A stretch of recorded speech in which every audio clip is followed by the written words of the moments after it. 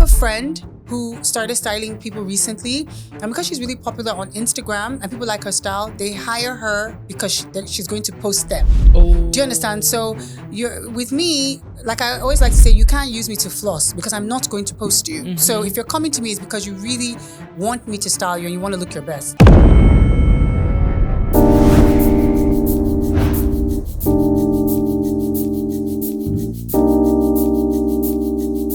This episode is brought to you by Credit Direct. Welcome to the Fashion Roundtable, where we go beyond style. We go into the thinking, the structure, and the business behind it. My guest today is someone that I have worked with for, in fact, a long time ago. Mm-hmm. And it was so funny because I actually searched my email the other day and I saw invoices from 2012, 2013, 2014. First of all, my name is Gbemi Olatero, like Biggie, and my guest today is Veronica Ebie of Vanestyle. Please put your hands together for her. Look, her resume is so long. She has styled television projects, she has styled music videos, she's done photo shoots, she's done so much. I was looking at the long list of people that you have styled, from Tiwa Savage to Moabudu to Genevieve to so many people. Well done. Thank you. Well done. And it's so funny, like I said, I was searching my emails from the contract we signed in 2012 and we had like a retainer situation. Yes. Wow, you have done so much for yourself. Well done. And there's a reason behind, I've spoken to stylists on this show, but there's a reason behind why I brought you here today. It's because you've gone beyond the business of styling, and you've created this structure, a business behind it in terms of the retail aspect. But we're going to get into it. But first of all, how did you start? Oh, wow. Yeah. Thank you, Gbemi. I really appreciate it. I'm so shy. Don't be shy. What? Don't be shy. I started years ago. I didn't even really know that that's what I was doing. I just really liked clothing and I couldn't understand why I gravitated towards the things that I liked, but more so the way clothing told a story. And the way that when I see how if you dress up a certain way, it just elevates you. You come across as more intelligent and smarter, and it boosts your self-confidence and, with clothing. And for me, everybody I saw that dressed the same, dressed similar. And many times people dress a little too overly sexy for me. Mm-hmm. And so just in terms of creating my own sense of style to say, you can still look amazing and presentable and still be respected, and you don't have to be showing so much skin. Mm-hmm. And I think for me, that's what was the motivating factor to get into styling. Mm-hmm. And when I moved back to Nigeria in 2010, I noticed that there weren't many stylists. I knew that was something that I wanted to do, but I immersed myself, first of all, in understanding the culture and understanding how women presented themselves, and working for a magazine to kind of have a lot of background knowledge and a space to interpret my point of view. So I started working with This Day. And then after doing that for about a year, I decided to, set up my own company and kind of branch out to styling a lot of women and clients. And that's how I got started. Wow. Yeah. Like there's so much to talk about because I was looking through like your resume, music videos, different things. And I was like, wow, I'm going to dig them up and we'll add them, when, in post-production. Photo shoots that you styled me for. Yeah. You have and I noticed there's a certain, you like really clean lines, yes, very well put together. Yeah. Like you said, not overly sexy. Yeah. So you're covered, but you still look nice. Yes. Yeah. Okay. Yeah. So tell us about Vanestyle. So Vanestyle is a agency for styling and also has retail. Mm-hmm. Like I said, I started off with the styling. Now, with the styling, in order to get your foot through, first of all, Nigerian women have a good sense of style, right? And then everybody also thinks that they have amazing sense of style. But to get your foot in the door, you needed to style like celebrities and people who were notable. But that wasn't my interest. My interest was styling women and just showing them that with a few things, you could make yourself look more presentable. So we started off by styling. I just started off personally doing a lot of clients in their homes, helping them redo their wardrobes, detoxing for that. And then we gradually grew from there. Everything has always been referral. I've never been one to go out to source or look for a client. When I started to build the resume that way, I realized that there was a huge disconnect. Because you had a lot of women who had a lot of disposable income and they Mhm. wanted to look a certain way because they were used to being either they're exposed or they traveled, but we couldn't satisfy them with the right pieces from the Nigerian designers we had at the time. Okay. And maybe the finishing was poor, or the quality of fabric wasn't great, or the proportions were off. There was always an issue. Or the biggest challenge was many of the designers didn't have, they couldn't visualize how the client wanted to look. So representation was poor. Mhm. So we're spending a lot of money outside of the country, sourcing a lot of their wardrobe. So I started working now with designers. In order to solve the problem for myself and my clients, I figured, you know what, let me start educating and helping these designers understand what the client needs. So I started to create this merger, and the business part of the Vanestyle was incorporated. And then I Okay. went back to get a master's just to kind of to brush up on the skills that I already knew that I had personally, but to kind of give that an overall edge. What's the master's in? It is in fashion. Okay. Fashion, the business of fashion. Mhm. But I then came back, set up the company, the business side of Vanestyle, and we started to work more with designers. Mhm. What ended up happening was we now realized that when designers started to produce the right pieces and understanding how to put together a collection, understanding how to divide it into making it more ready to wear, which is Mhm. completely different from Runway, red carpet yeah. or runway, we started to sell more to my clients. And so after a few years, you realize that clients were now buying more Nigerian brands as opposed to going abroad. So with having that, the business side advisory, working with a lot of the designers, and then still doing a lot of the personal styling, I couldn't reach all the women that wanted me to style them. So after COVID, is when the need for the store came about, which is Okay. now the retail part of it. I decided, you know what, in order to reach as many women as I could, let me curate based on what I feel, not necessarily my own sense of style, but there was going to be an overall presence of modesty. Mhm. But let me curate for my sisters, let me curate for my mom, let me curate for my friends, let me curate in the way that I feel representation matters, in being modest, in being covered, in looking presentable for the everyday woman. And that's how the retail part came about. So we have the personal styling, which we still do for clients. We have the advisory, which we do for brands.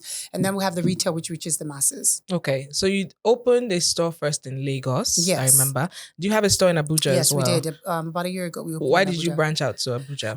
So I'm very highly motivated by data. Funny enough, I'm always looking at the numbers.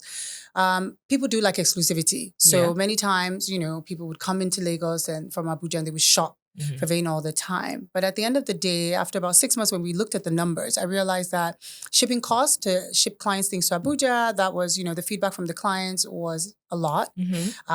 We had a heavy Abuja-based clientele, not even just the people that live in Abuja, but a lot of expats that are coming from New York or coming from the UK, they go through Abuja.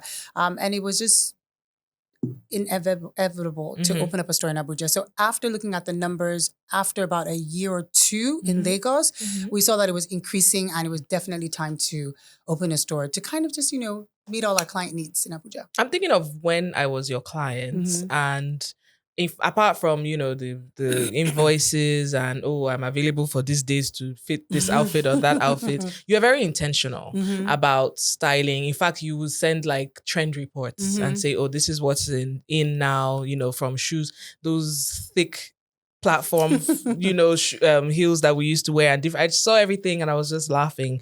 At what point did you realize, what, this is even before the store, this could actually be a business? At what point were you like, oh, okay, this is beyond passion. This actually makes sense and I can make a living from this? When he was able to pay my bills. But I've also always been an intentional person. Yeah. I feel like in anything I'm doing, yes, passion is going to give me staying power, right? But being intentional and consistent and being very focused and driven was going to create an avenue for me to live off of.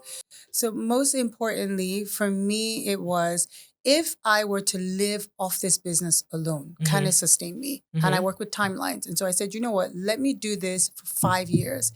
If I can generate enough to live my life in 5 years, and it's something that definitely I can continue to do. And I'll just continue to grow it to the next level, because there's always going to be something that I can explore in terms of styling. Okay. Yeah. So I remember even to get you to style me, you were like, I'm so busy. You know, I was like, hey, please now.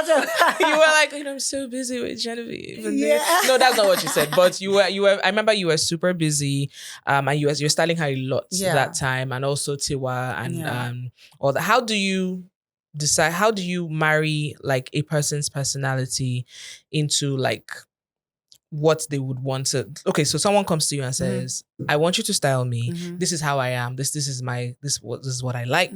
But I also want to look a certain way. How do you marry the two together? So I do we first have consultations. We have a lot of conversations, but I won't style everyone. So that's the thing. I'm actually quite particular, and you'll see that there are a lot of stylists that have their careers have gone so far, right? Crazy. But I'm very intentional and particular about who I'm going to take on board. And I think that has also given me staying power because people, I guess they like exclusivity or, I just feel like if I'm taking someone on, I need to understand them. I have to understand where they are and where they want to go.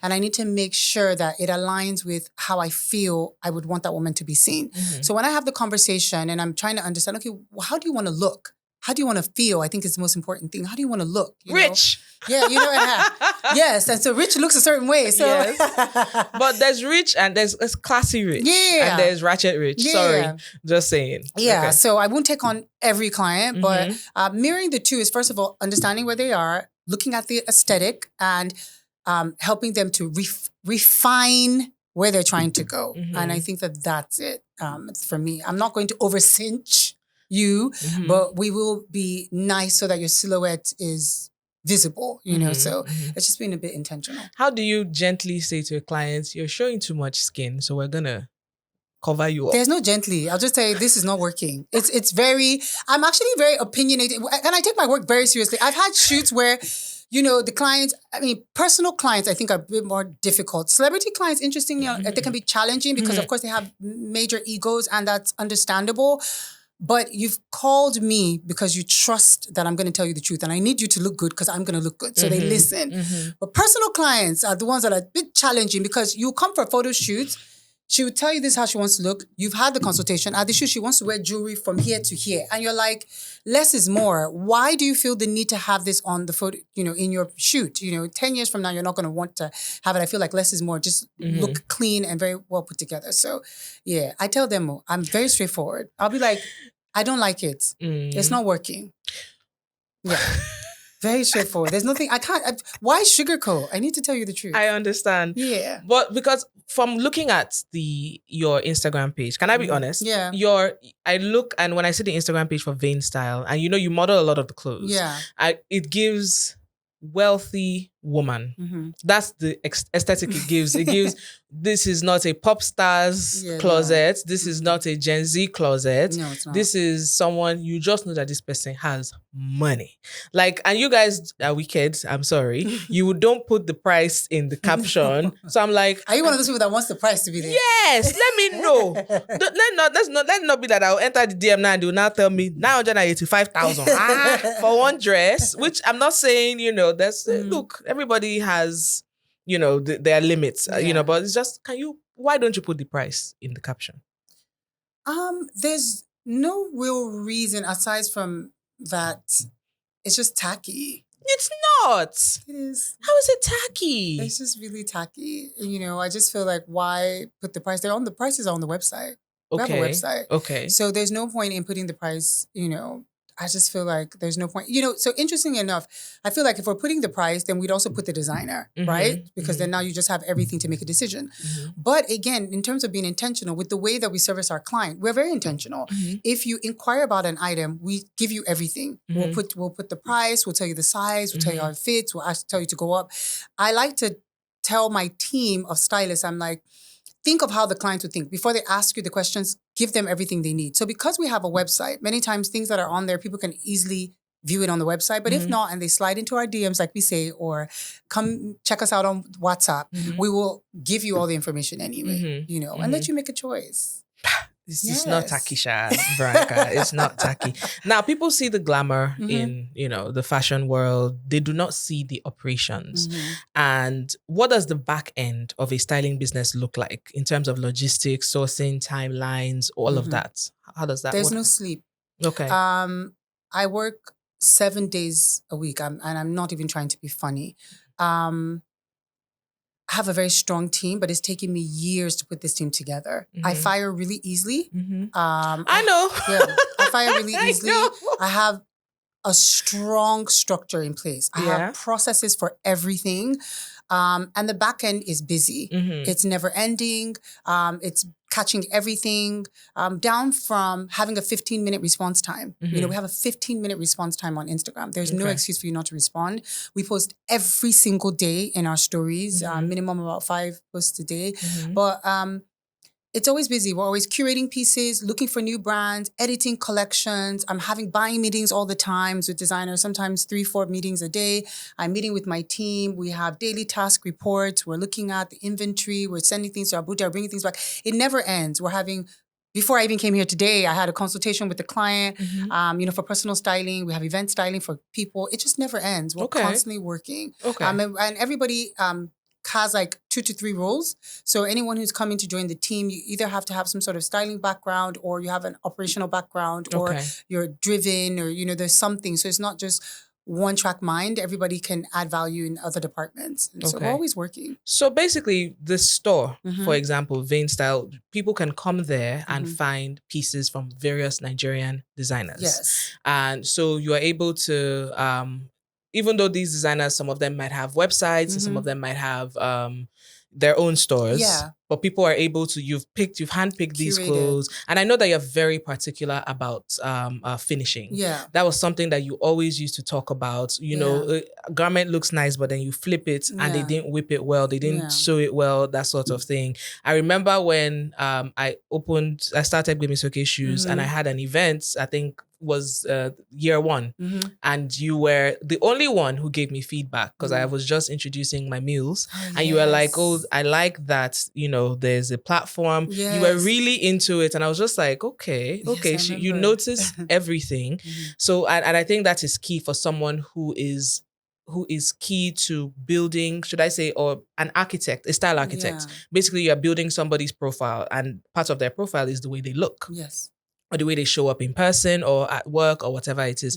Do you have clients come to you to say, I want you to style me, maybe, curate my wardrobe, whatever it is, but I don't want people to know that you're behind it? Yeah. So I've styled, maybe over 50 people, maybe 50, hundreds of people. We don't even tell. High profile people. Yes, we don't even mention. So the number one thing with Vanestyle is that we're discreet. You'll never know. So if you follow me on my Veronica, on my Instagram page, you'll never see my clients. I mean, I don't think there's a single client ever, not even in my stories. There's nothing anywhere. For me, I just want to do my work. So it's not about the tag. It's not about... Never. It has never been. And I think that maybe that's why people keep coming back. I mean, people definitely know the high profile people, Auntie Mo Abudu, Genevieve Tiwa. But even when I was styling them, I hardly posted them. So, it's just not who I am. I want my clients to look great. We never post people. Just never do. And we've styled, there are a lot of women in Nigeria that are of high society that we style all the time, but we just never post. Moneyed women. Yeah.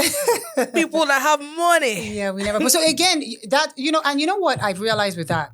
It helps to remove the chaff from the wheat, or is it the wheat from the chaff, or how they say it? I get what you mean, yeah. Because I have a friend who started styling people recently, and because she's really popular on Instagram and people like her style, they hire her because she's going to post them. Oh. Do you understand? So with me, like I always like to say, you can't use me to floss because I'm not going to post you. So if you're coming to me, it's because you really want me to style you and you want to look your best. So and you also don't need them to floss because you've I'm not interested in that. Yeah. All right. What has been the hardest season of your career that people don't know about?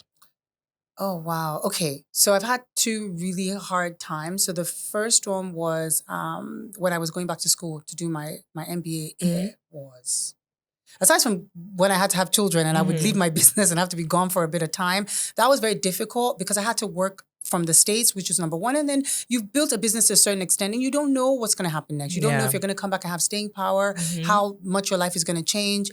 But I think for me, the most challenging part was going to school to do my MBA. I did it in France, in Monaco. And so I was gone for 2 years, going back and forth and back and forth. And so, having to work, pay my way through I said college, pay my way to do my MBA. So American, I understand. Pay my way to do my MBA, come back, still be working. I mean, it was so challenging. Me, I'm thinking of how you're able to study in Monaco. Yeah. Monaco is so beautiful. Yeah. Hey, the last thing I would think of is reading my book. And there were so many beautiful people. Yes, yeah. And you could just tell that they had money. They had money, yeah. Yeah. It was, yeah. So doing that was challenging. And then right after COVID as well, trying to pivot, I think was very challenging for me, trying to understand how was I going to serve in my craft and still earn an income. And then that's when the advisory was stronger because a lot of designers didn't know what to do with their businesses and people had a lot of downtime. So I think at that particular moment, designers were like, okay, let's restructure, let's refocus. And I had just completed my MBA, so it was very pivotal and I was able to use a lot of that to help the designers and the brands to stay afloat. But that was also challenging. Do you style male clients? Yes, we do, but not as much. Okay. Men are really easy. They kind of, you style them. I do a lot of personal shopping for male clients. Okay. And that is just more tailoring their suits, advising them on who to go to get something done. And then not as much as women, but yeah, men. I like that you're providing different services. So you have personal styling for people, whether it's, regular people or celebrities or red carpet events. You also have curated, certain trusted designers that you have in-house where people can come to shop. Yeah. And then another thing that you are doing is that you are rendering a service to designers to guide them. Of course. So it's not, so what if a designer comes to you and says, I would love to have some of my pieces in your showroom? What are the things you look out for? Storytelling, I think is really important. How strong is the designer? Because I've seen we're always looking for new brands. I've seen a lot of designers and maybe they have a few things that are right, but it's not strong enough, right? They don't have staying power or the aesthetic isn't clean enough. Finishing isn't right. They're not sourcing the right fabrics. They might be able to give you pieces now and then in 6 months they don't have anything to give you, because of production or it's very inconsistent. So for us, first of all, the person has to have a true story in terms of the aesthetic. I'm looking for particular things, and then how passionate are they about what they're doing? And if I feel that they fit the mold of our clients, because at the end of the day we're trying to service the client, then there's potential for them to be stocked in the store. I mean, I've told a lot of designers no. I've had to, even in friendships, I've had to say maybe not now. I mean, whether it is a client, whether it's a designer, I mean, just one look at the page would give you an idea of the sort of person that would come and shop at yours. Their aesthetic, how they want to look, how they want to present themselves. Same thing with a designer. I mean, you can't be Fashion Nova adjacent. Exactly. And there's nothing wrong with that. True. And say you want to stock at Vanestyle because that would be totally... Yeah. Do you understand? It would be because it's a different aesthetic altogether. And I do enjoy Fashion Nova quite a bit, by the way, but I also like so many other things. So I understand what we're saying. I just want to break it down for people so they understand. Why do you do most of the modeling yourself? I'd rather not. To be very honest, I'd rather not. But the only reason I do it is because people continue to demand that I wear the clothes. We've tried models. Because you look, you're tall. You have a nice figure. Why not? Try it on, but isn't it exhausting trying on clothes? I love it. I love, we have buying meetings. We'll meet the designers, we'll select the pieces. And when they come into the store, I'll be oohing and eyeing as if I didn't know it was coming in because I'm like, oh my God, I get so excited to see the pieces, how they fit. And I'm just like, oh my God, I can see the woman who's going to wear this thing out. When she goes out, she's going to be looking amazing. But it's exhausting wearing the pieces. But my team, they make me wear it, and then clients, when we had models wearing it, they'd be like, no. One seat on you. One seat on Veronica. Please tell her to wear the pieces. And so I just wear it. And, so I have days. I'll come in and sometimes I can go through 40 pieces of clothing in a day. And I would just wear it back to back to back. And so I wear the clothes. As a business owner, opportunities rarely come with notice. Sometimes you either move quickly or you miss out. Having access to credit means you are prepared when those moments show up. Credit Direct supports people in moving faster on what matters without panic or unnecessary pressure. So if being prepared for opportunities matters to you, you can explore access to credit through the Credit Direct app. Just download the Credit Direct app today. Do you think stylists get enough credit for shaping celebrity and cultural moments? No, Okay. I don't think they do. And I also think it's because every styling is what people think of first, but it's what comes last. Mm-hmm. So I have had people call me and they're like, Veronica, what am I going to wear to an event 2 days before the event? Meanwhile, they've been thinking about it forever. Now, when you think about it and you look at red carpet events and everything, right? No matter the event, be it Nigeria or foreign, the first thing people talk about is what was worn on the red carpet. So that tells you already that visually, styling is the most important thing, because she might have had an amazing movie. They're not talking about the movie. What they're going to use to drag her on Instagram is how she looked. How do you deal with... So, have you ever styled someone and this person was dragged for what they were wearing? not necessarily, but I remember one time we did have, I think, not necessarily, I haven't had, but I've had a moment where Tiwa wore, I think it was like a white dress and I can't remember, it was one of the early days of styling her. And I think it just looked, I want to say it was a Bridget dress. Mm-hmm. And Bridget, her finishing is impeccable. Mm-hmm. But I think the way the outfit looked on the carpet didn't look so flattering, and I do think that she might have been dragged a little bit for that, but it wasn't anything like over the top. But in a different light, in a circumstance, I think we remember looking at two different photo ops, and one of them looked okay and the other one didn't look too good, but that was about it. I mean, thank God. Like, how did you knock on wood. balance? Yeah. Because Tiwa is a pop star. Yeah. She's, an artist. There has to be, well, unfortunately, in this era or whenever, there has to be some element of sexy, some element of, most female artists show skin. Yeah. How did you deal with that? So, I love Tiwa in terms of she was one of my favorite clients. I think she was always willing to try things, to risk things, but also to listen. She knew how important it was to visuals matter, they count. And so with her, we would balance it. So if we're doing a lot of skin, maybe it'll be in like a color that looks pristine, like white.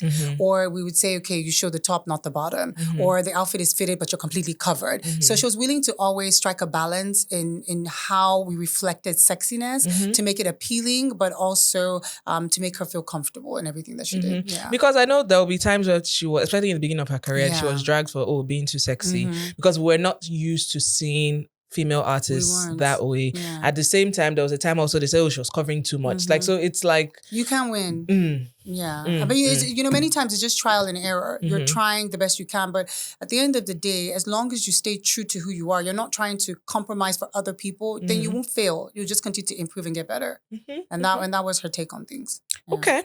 If you were to start Vanestyle again, 2026, what would you do completely differently? Why are you laughing? What? Will I start again? If I were to start my business again, what would I do differently this time? I don't think I would do anything differently. I like the way I started. I think the company has been very organic in terms of its growth. I mean, now, majority of the people that follow me on Instagram now know me for the retail store. They don't know me. They don't know anything about... They don't know the OG. They don't know anything about me. I have people that come into the store and they're like, oh, you're the one that wears the clothes. Nice to meet you. And we laugh, But again, it's just staying power, and we've been able to build it so far. So I don't think I would... I like the way that my company is shaped. It's been very organic. It was always passion-led to begin with. I never went looking for a following or clients or anything. So in regards to that, I think I'll do the same thing. Why have you not decided to create your own pieces for sale? Because it's very hard. Thank you for being honest. I like too many things, to be very honest. I've tried in my head. So I'll wear things. And also my style is very simple, very minimal. The average Nigerian person is not minimal. They like drama. They like to be seen. Maximalist. Yes, but I will get so many people that love my style, compliment my style. But when it comes to buying it in terms of they're not willing to spend how much I'm willing to spend on the simplicity of my pieces. Because I also feel like my style is about wardrobe building. So in regards to that, like, perfect example, Temi Otedola, her wedding. Everyone loved it. Everyone loved how amazing she looked, but her sense of style is very clean, very simple, very stripped down, very minimal. However, not everybody wants to look like that, even though you can appreciate that. So even with me creating my own label, I've struggled. I'll wear things that I've created that I absolutely love. People like it, but then I also like so many things. So it just hasn't I tried. Maybe one day we'll get there and I'll have my own line. What is one, I think I already answered this, but what is one styling rule that you live by? You always have to be comfortable, and confidence is key for me. Ha. Comfortable. Yes. I just thinking of corsets. No. Okay. You always have to be. So when you are comfortable in what you're wearing, your choices, then you're going to be confident. It is a no-brainer. You cannot wear something you're not comfortable with because then you're not going to be confident. So being comfortable is key, and then being confident comes next. One trend you never want to see again.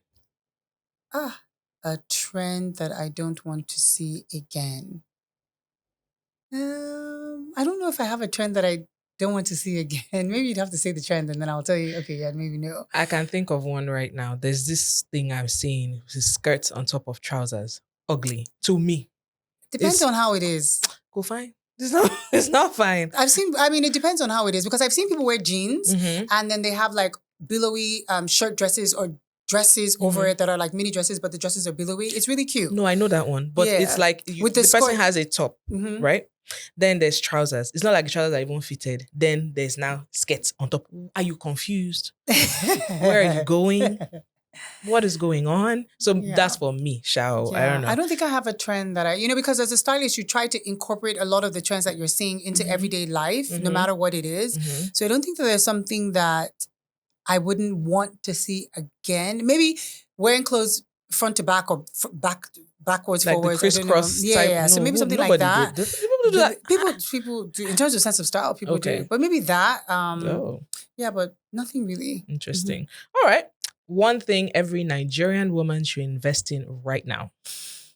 Should invest in right now. One thing, regardless of age or whatever it is, what?